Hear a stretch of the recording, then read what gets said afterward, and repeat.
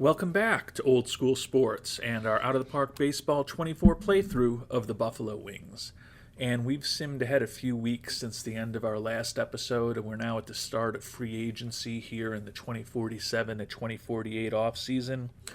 So a few things to update viewers on, and would love your analysis of these trades and transactions that we have made thus far in the early weeks of this offseason. A lot of these things we've kind of talked about in the comments to the last couple of episodes, so I don't think some of these moves are going to be a complete surprise, but we have signed all of our arbitration eligible players, but the list of arbitration eligible players is a little bit different than it ended up being, and that's because we have made two pretty significant trades. The first trade was the big one, and we had talked at the end of our last episode about potentially moving on from Juan Ramirez, who was a international free agent we signed several years ago. He's been either a starting catcher or a backup catcher for us for most of the past several seasons. Excellent defensive catcher, but he's never really hit all that much with a .212 career average. He has been on our last three World Championship teams, but he was due to be making around $8 million in arbitration this year, and you can see the Dodgers signed him for $8.5 million.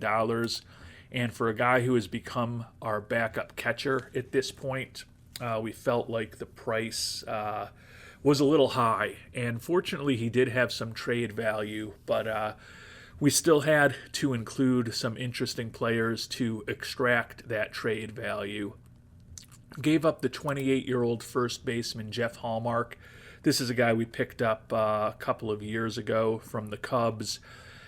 A decent bat at 28 years old, but he's kind of a 4A guy. He doesn't bring much to the table defensively, doesn't bring much speed. He's a right-handed hitter who's better against left-handed pitching, which you're only going to be facing 30, 40 games a year, at least as far as the starters. And he's out of options, so he was not a big part of our future.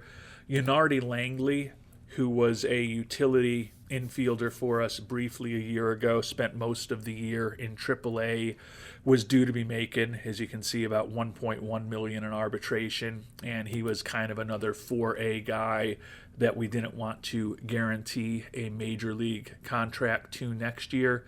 Jesus Quezada, a 19-year-old out of our DSL team, does not look like a significant prospect. But we did have to add in Sergio Cisneros, who is a 19-year-old who was an international amateur free agent signing of ours a few years ago. He was 5-3, but with a 6.12 ERA in rookie ball this year, but not quite 20 years old, and we still think his stuff could be exceptional. Now, no guarantee that the changeup is going to develop, so his future maybe is a reliever, but a lefty who's durable with really good stamina, already throwing in the mid to high 90s at age 19 and a high work ethic, even as a reliever, certainly projects as someone who has some value. But we've made what we think is a pretty significant move, trading all of those assets away for a younger and somewhat less expensive catcher who's going to take over as our starter against right-handers and push Steve Banks to the backup role. And it's the left-handed hitting catcher Bobby Huntington. Catcher ability a little above average, an above average catcher arm. You can see he's making more than $3 million a year less than Ramirez was set to make.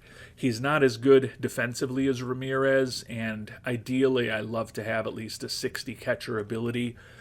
But with the bat that we think Huntington has, with potentially plus contact, plus home run power, and a plus eye, and the fact that we'll still have a very good defensive catcher in Banks who could catch the late innings of games for us, thought that it made sense to bring Huntington on board. He's got a 115 career WRC plus, only a 257 hitter, and you can see 39 home runs and 1,115 at-bats. So he's not a superstar with the bat by any stretch of the imagination, but he is a guy who's averaged a 3 WAR over 162 games, and he lengthens our lineup by taking the frequent strikeout and frequent making it out otherwise Ramirez off the team. Saves us some money.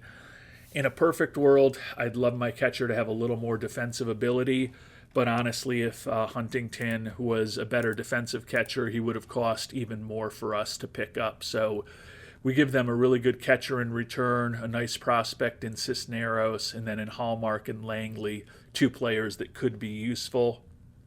But we're going to have a new catcher next year, and as I said, I like that Huntington's a left-handed bat, because what we'll do is just start Huntington against righties.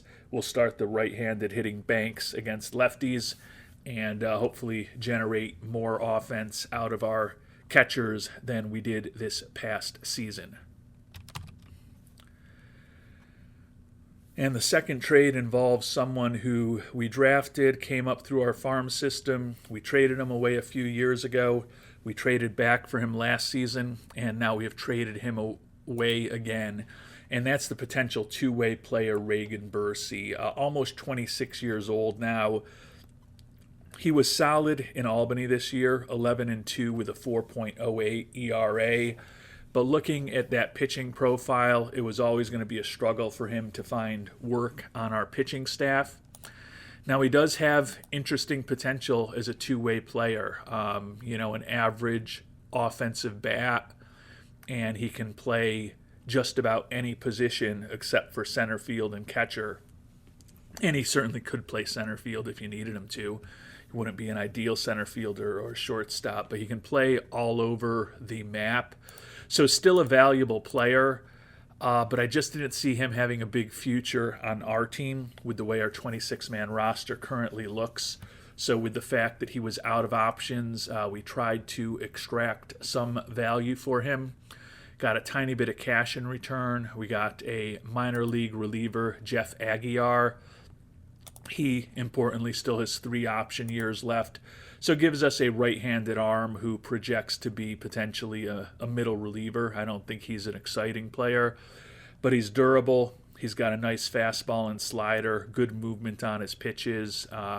So he could certainly contribute over the next few years, but he's also a guy that we can stash in the minors if our pitching depth remains as good as we think it is.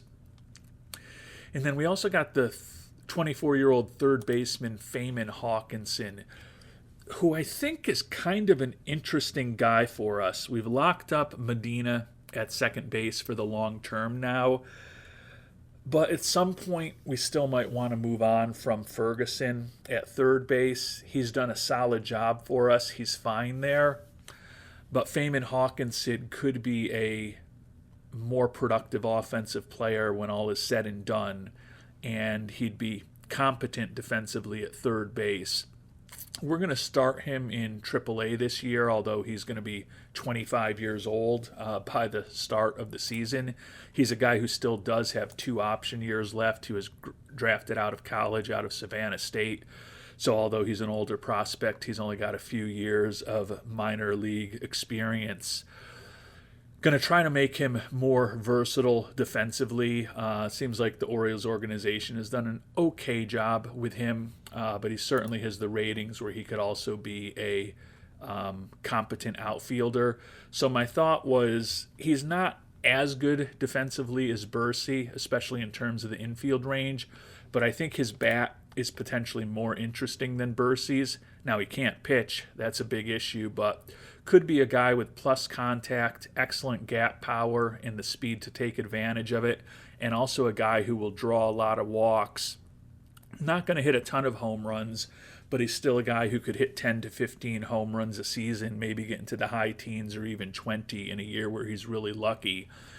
So I think he's an interesting prospect to bring into the system. Again, he's almost 25 years old, so it's almost an overshoot to call Husky Hawkinson a prospect at this point, but think that he will give us a little more versatility in our infield after we do our work with him to kind of develop some of the skills that he hasn't completely developed at this point. So got rid of a lot of guys who were out of options and or not in our long-term plans. And I feel like with Hawkinson in particular, and then certainly Huntington as our new starting catcher, we've done some things that will make our team better this year and hopefully also for several years to come. We also went through award season, and it was not the most active award season for us. So we won Manager of the Year again, which we happen to win just about every year at this point, since we often have excellent regular seasons with these Buffalo Wings. Of course, as we talked about in the last episode, our manager had retired after the season, so we promoted our manager from AAA to take over that role. But we won Manager of the Year. The only other award that we did win was the Mariano Rivera Award winner. Chris McClintock, our excellent closer, got 31 first-place votes, had 45 saves and a 0.93 ERA with a 6-2 record this past season. And interestingly, we had the top 3 vote getters for the Mariano Rivera Award. Only 7 points of all of the points available went to pitchers on other teams. McClintock, the winner. Eau Claire finished in second. And the young lefty Chad Aguirre finished in third, although he did get the 1 vote that kept McClintock from being a unanimous Mariano Rivera Award winner. As far as the big awards, in the AL, Jake Bleemeister of the Twins, 15-6, 3.13 ERA, almost 300 strikeouts, was your Cy Young Award winner. Chris Newell, as expected, 22-4 with a 2.36 ERA and 270 strikeouts, won the NL Cy Young Award. Our new ace, Nehemiah Vidale, finished third in the voting. AL MVP, Luis Molina of the Brewers, 339 average, 38 homers, 102 driven in. And Ignacio Castanon of the Padres, the National League MVP, hit 295, 40 homers, and 116 ribbies while playing third base for the Padres. Not a ton of even votes for Buffalo this year. Arturo Casares, Juan Toledo, and Nehemiah Vidale were the only ones who got votes for MVP. But with 111 wins and the fact that we also won the World Series, we'll take a less successful award season. So with the fact that we traded away Ramirez and a few other players who had guaranteed major league contracts, and we also signed our arbitration-eligible players to a little less than peak amount that they were looking for, we've got almost $11 million in money available, even though we do have our scouting and player development budgets back up at $20 and $40 million respectively, the highest levels we've ever had in this playthrough. So as we were preparing for free agency, we tried to sign some of our players to extensions, and we just couldn't really get anything going. We were trying to get someone where we could front load a little more money into this coming year in 2048, because we are going to have some difficult decisions to make in subsequent years. Right now our payroll is below $170 million. It's going to balloon to over 200 next year, and then over 240 2 years from now. Now, we do have a lot of team options and a lot of arbitration-eligible players that we may have to make some difficult decisions on, so we're not in a critical situation as far as our payroll, but it's definitely going to be more of a challenge than it has been in recent seasons, or basically at most times throughout this playthrough, because we have gotten a little bit more aggressive in recent years in signing players to extensions. And the bigger dollar numbers of some of those extensions are starting to come home to roost, so to speak. So we only ended up signing one player to an extension. Some of you know who this is. You know in your hearts who I'm doing it and giving this extension to. and it was the young shortstop, Mr. Josh Fuchs. And I still don't know if he is the long-term answer at shortstop. I'm starting to think he may not be. I think he definitely has a future with our team, though.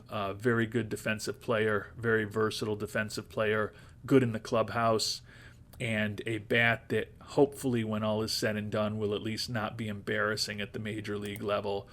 So we bought out his minimum salary years, a few arbitration years, and then potentially a few years of free agency, but not a crazy contract. 8 years, $29 million total. If he ends up only being a utility infielder for us, I think it's a perfectly acceptable contract. If he ends up blossoming into a starter for us, it's a great deal for us. And then we've got the team options that I like in those last couple seasons in case it really doesn't work out. So Fuchs is someone you're going to be hearing about for years to come. I know that some of you don't love Fuchs. It's definitely been a love-hate relationship between him and I as well. But we're going to give him an opportunity to be part of this team for the next several seasons. And with that, you're all caught up. I don't think we're going to do much in free agency this year. I think we're going to preserve most of that money and use it to either get bargains in a few months or more likely use it to supplement our team with some talent next June and July if and when we have some weaknesses caused by injuries or underperformance. Not an incredibly impressive crew of pitchers this year. Really only one frontline starter out there, Jesus Ramirez, 29-year-old right-hander. Good solid pitcher coming off of an 18-7 record, 3.92 ERA for the Nationals. He's going to be looking for about $25 million a year, so certainly out of our price range. And most of the rest of the starters are people that wouldn't really make our team, at least as a starter. You can see our old friend Harlan Campeau, who was 8-7 with a 3.47 ERA for the Yankees last year on the free agent market as well. He kind of looks like a fourth or fifth starter to me at this point at age 37. And I think with the fact we're moving on from Alexis Barajas, we're going to try to get the pitching staff a bit younger at this point. We've invested heavily in that young talent, and we'd like to see what some of it can do at the major league level. Barajas, incidentally, is also looking for about $9 million, the same amount as Campeau. Will be interesting to see what our former ace is able to find on the free agent market. Taking a look at the top hitters available, a couple of interesting infielders in Brad Hayden, Chris Parker, and even Nehemiah Ravenel, but they're all looking for over $30 million a year. It's possible some of the second-tier players, if they linger on the market for a few months, we might make a run at, but I really think we're going to do little to nothing in the free agent market this year. If everybody is healthy, we've kind of got our 26-man roster set right now. We'll certainly supplement it in the Rule 5 draft, and if there's a bargain to be had, we'll bring additional players into camp. But unless we have some injuries, really the only decisions we have to make are maybe who a utility infielder or a fifth outfielder is, and maybe who the last pitcher or two on our pitching staff are. And I think we've got plenty of options in our system to answer those questions internally rather than externally this offseason.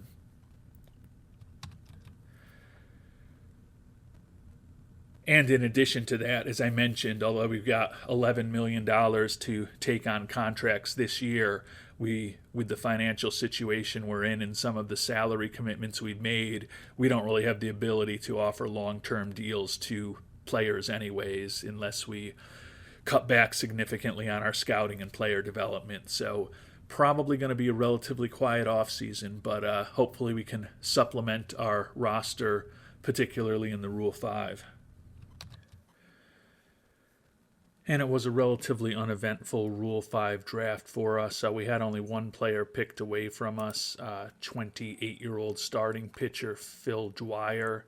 A guy who we signed as a minor league free agent a year ago, did a respectable job for us in Double A Utica, and he does have a captain personality, but certainly weren't going to protect him on the 40-man roster. We picked up 2 players, honestly not sure if either one of them is going to make the 26-man roster. They're really just more spring training depth than anything else. Left fielder Jeff House, a 23-year-old, right-handed hitting corner outfielder. He's durable, he's got decent speed, good personality in the clubhouse, but the bat is pretty average. Can hit some home runs and draw some walks. Hit 41 homers and 103 ribbies with a 295 average in AAA Tacoma last year. Don't think he makes the team, but if we have injuries in spring training that are going to linger into the regular season, I suppose there's some chance. And then we also took a flyer on a soon-to-be 23-year-old closer, Ignacio Cabrera. He was excellent last year, but it was only in high A ball, where he was 6-1 with 15 saves and a 1.31 ERA. His stuff is really only average, does potentially have excellent movement and really good control. Right now, slightly above average fastball and slider. Really just insurance for a lot of pitching injuries in spring training. Does throw in the mid to high 90s. Could be a back of the bullpen kind of guy for us, but more likely than not, both of these guys will be going back to their respective teams, the Dodgers and the Reds, at the end of spring training.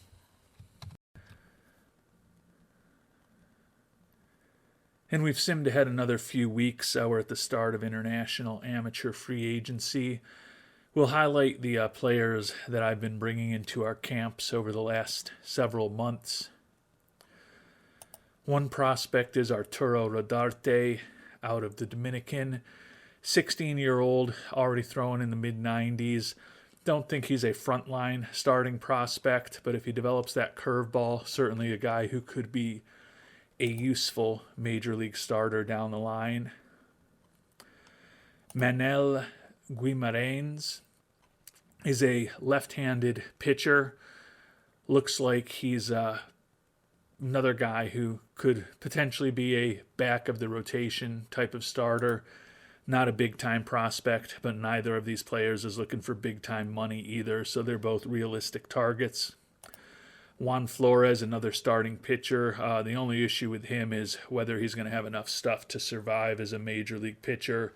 He's durable, got a high work ethic. The movement and control on his pitches is potentially incredible, but we're really going to need that stuff to develop for him to have any future. Another guy not looking for too much money, though. And Frank Castillo is another guy not looking for a ton of money. Question with him is also more his stuff, but could be a back of the rotation type of starter if everything worked out. And then the most expensive guy that we've been scouting is the top prospect according to our scout, and that's Santiago Silva. Excellent stamina, good enough at holding runners on. The question is really whether he's going to develop the changeup or the curve, and more realistically the changeup. If he doesn't develop that pitch, he is a high-end reliever, potentially, as long as that slider and sinker develop. But could be an interesting starter if every one of those pitches develops. Not a perfect prospect by any means, but at $1.4 million, if he's willing to sign around that range, I think he's someone to at least consider. The batters, not, again, an incredibly high-end opportunity set. Only 2 total players who are more than 3-star potential.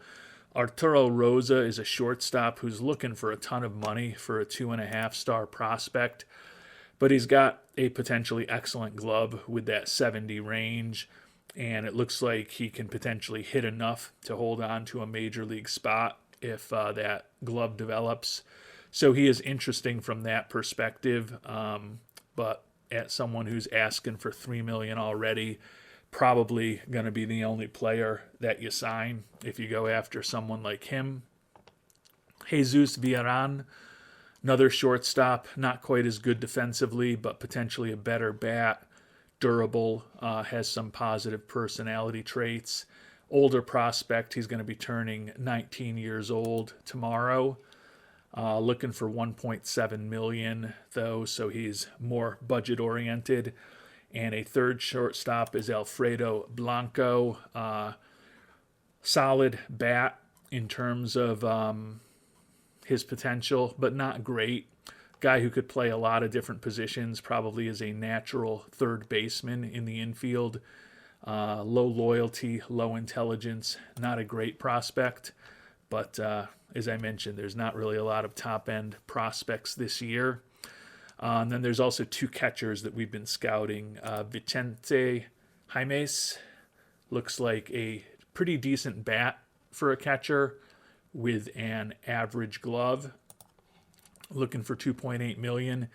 And then last but certainly not least is Jesus Alba. He's durable, kind of a below average glove, but certainly the most interesting bat of any player in this IAFA class, with potentially well above average contact and home run power, and also decent ability to draw some walks. He, not surprisingly, is looking for $3 million. So some interesting prospects, nobody that I'm in love with. I think I'm going to spray offers to a couple of the pitchers and one hitter and see what happens. I'll let you know if you've got thoughts on which direction you would go. Always helpful for me to hear those, although I'll just be learning in retrospect from you rather than having you influence my decision making this time around.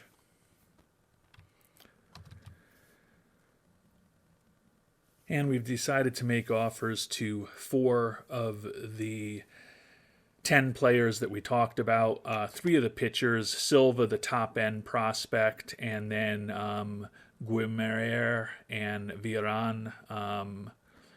Actually, Villarán's the shortstop. Guimaraes and Rodarte, 2 of the lower-end starting pitchers, and then the shortstop, Jesus Villarán.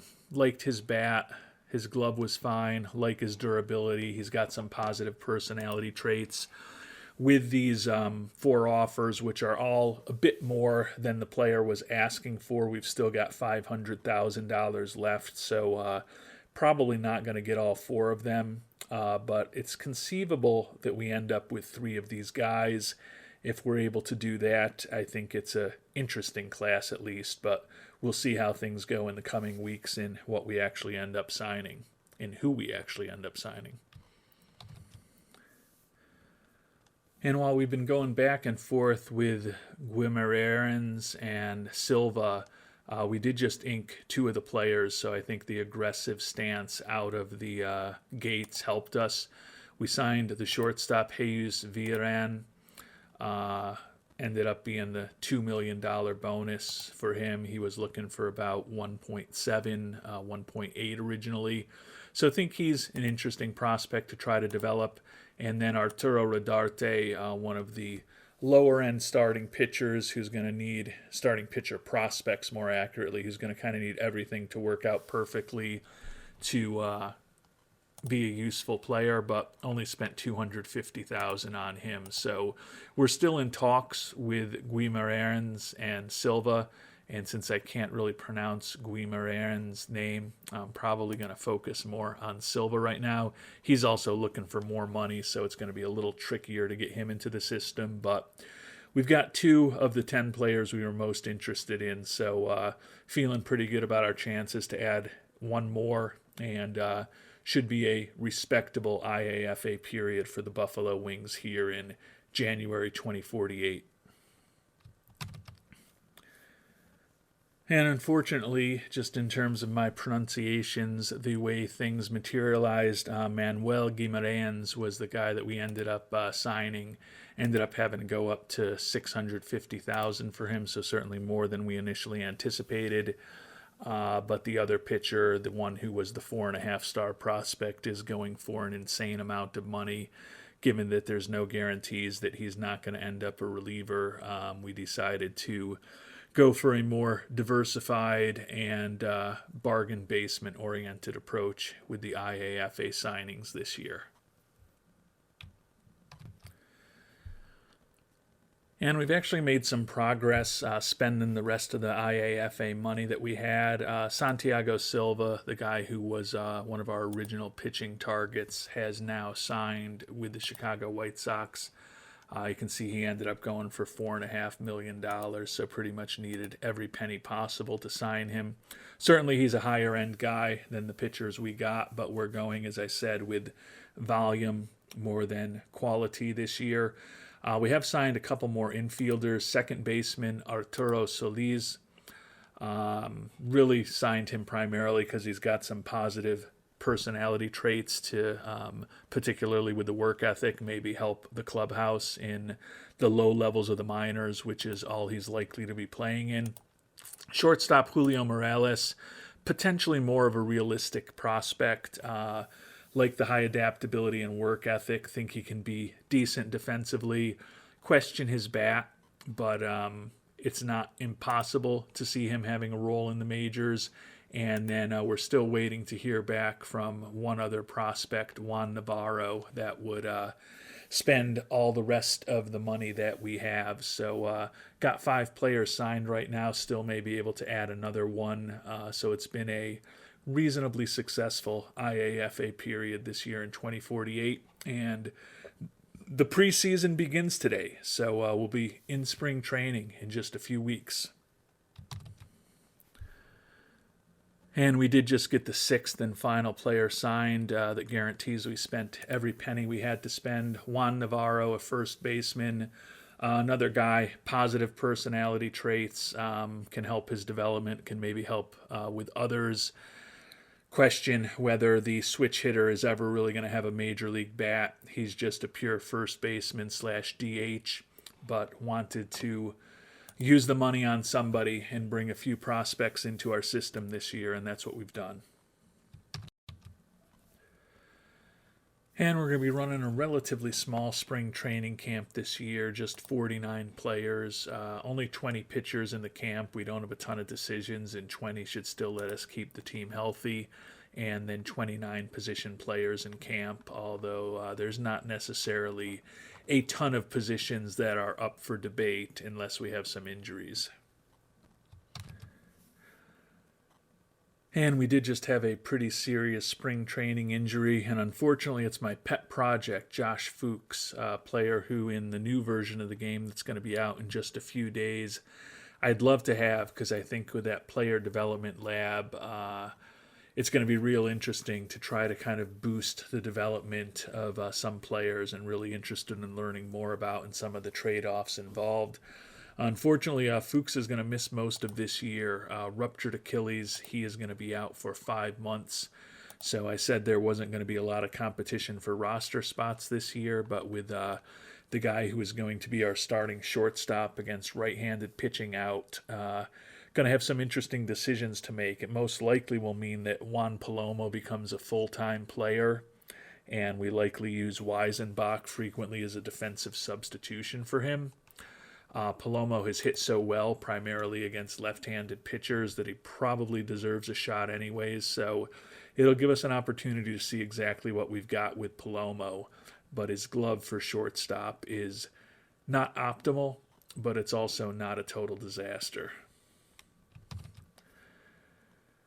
And after some generally good luck on the injury front last season, it's not been a great spring training for us this year. Juan Toledo going to be out 5 weeks with a broken hand.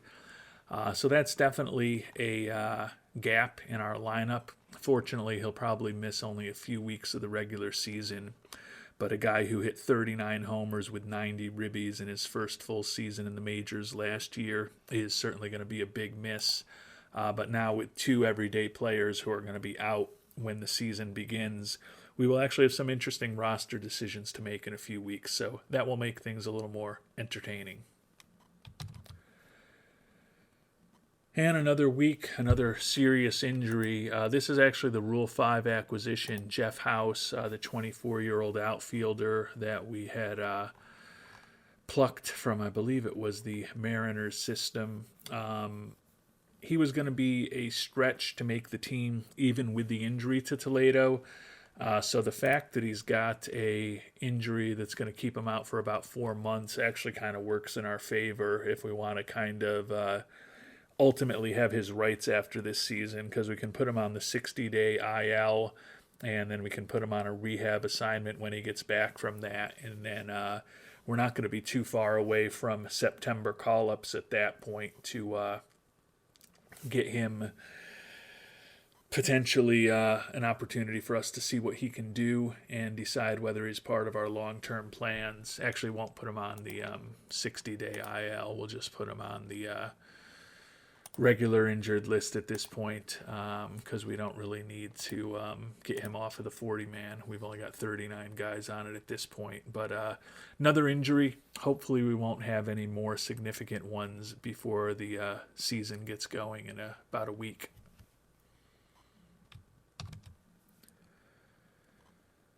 And we finally made it to the end of spring training. Fortunately, no other significant injuries, but the position players were going to have definitely a few surprises in the players who made the 26-man roster. Can't say that there's really a ton of surprises with the 13 pitchers who are going to be heading north from Florida with us. You look even at the spring training performances, and our top three of Nehemiah Vidale, Jim Lance, and Danny Black can probably compete with anybody in the league. Joey Bills, the right-hander who's come up through our farm system, got to get an opportunity to replace Alexis Barajas as our fourth starter, and then Jim Coles stays our number 5 starter. He's got that captain personality that we want to take advantage of to help keep the clubhouse in good working order. McClintock and Auclair back as our closer and stopper, respectively. No shocks there. Danny Kashuk and Luis Palencia are lefty and righty setup men. Chad Aguirre and Ari Caper are our lefty and righty middle relievers. Solano Toselli, another lefty out of the bullpen, as a long reliever. And then Chris Warrior made the team. He was in a bit of a battle with a few other players, and we decided to go with Warrior, the 23-year-old third-round pick in 2042. Was solid last year with a 3.79 ERA in Albany and didn't allow a run over 6 2/3 innings in the majors. So we will see what the soon-to-be 24-year-old can do out of our bullpen. He had an excellent spring for us in 10 2/3 innings pitched as well. So we'll see what he can do. The final 2 cuts among the pitchers were Mike Jaramillo. You may remember him like Warrior. He came up last September and did a solid job for us as well. Just kind of got caught in a numbers game this year. And then we also cut the Rule 5 23-year-old, now 24-year-old pitcher that we had picked up in the Rule 5 draft back in September. Just didn't think he was as good as the players that we have on the team. So a little bit of a different look for the rotation than in previous years with the departure of Alexis Barajas, who's been the cornerstone of our rotation for a decade and a half. But still looking forward to seeing what this pitching staff can do over the course of a full season. Still expect that we will once again be one of the top pitching staffs in all of baseball. With the injuries in particular, though, our lineups will have a little bit of a new look. Part of the reason is the trade we made. Bobby Huntington's going to take over as our starting catcher against right-handed pitching, so he'll be playing the majority of the time. Last year's starter, Steve Banks, will be starting against right-handed pitching, against left-handed pitching, and could be a defensive substitute at times for Mr. Huntington, but really interested in seeing what Huntington's bat can do for us. Think he'll be a nice asset. Infielders, we've got Jabari Habersham, who's a first baseman / outfielder. He's going to be leading off for us, playing either first base or DH. Jim Reichert, right in the middle of our order, is going to be DH or first base. We're going to still give him a little time in the field. Ramiro Medina back as our second baseman. Danny Ferguson back as our third baseman. And with the injury that Josh Fuchs suffered, Juan Acevedo makes the team as a utility infielder. Guy we picked up in a trade with Colorado an off-season ago. Had a respectable year in AAA Albany. Not, I don't think someone who is in our long-term plans, but I think he can be a competent utility infielder for us, and he's got a competent-ish looking major league bat. The final decision came down to Acevedo or Feynman Hawkinson, who's the third baseman that we talked about at the beginning of the episode. We picked up in the trade for Reagan Bursey. Although I think that Hawkinson is potentially a more significant part of our future than Acevedo, I want to get Hawkinson playing every day, and we want to kind of get his fielding ability rounded out at as many positions as possible. So we're going to focus on that in AAA this year. So that's why Acevedo made the team. And then shortstop is going to be a platoon between Juan Palomo and Jim Weisenbach. And we're going to be playing Palomo against right-handed pitching all the time. He's not as good defensively, but certainly is a better bat. And we'll give Weisenbach the chance against left-handed pitching since he is a right-handed hitter. Palomo, it's going to be interesting. He's started against lefties primarily the last couple years, and he's hit 300 and 295 for us. His ratings certainly suggest he's much more effective against left-handed pitching than right-handed pitching, so his stats likely to take a little bit of a downturn this year. But we're going to give him the opportunity to play more frequently, see what we've got with him, and whether he's really someone who long-term is only going to be playing against left-handed pitchers, or if he's perhaps been underestimated by us over these last couple years, and there might be a more permanent spot in the lineup for him. Fuchs, still going to be a while until he is back. 4 to 5 months left for him. 4 months for the Rule 5 acquisition, Jeff House, and 2 to 3 weeks for Juan Toledo. So with Toledo out, that allowed a extra outfielder who wouldn't have made the roster to make the team. And that extra outfielder is David Sandoval. He came up at the end of last year, 0 for 7, split the previous year between AA Utica and AAA Albany primarily, where he hit 29 home runs. He's got a excellent batting profile against right-handed pitching. He may have been an odd man out if we were completely healthy, but he's actually going to get the opportunity to be our everyday left fielder against right-handed pitching. And Aguayo Leal is going to once again be our left fielder against left-handed pitching. Arturo Casares is going to be our right fielder against right-handed pitching and play center field against left-handed pitching. Ishmael Velasco is going to be our center fielder against right-handed pitching, and Velasco is going to pivot over to right against left-handed pitching. So pretty much everyone except Acevedo on the team is going to get some regular playing time, either every day or in a platoon situation.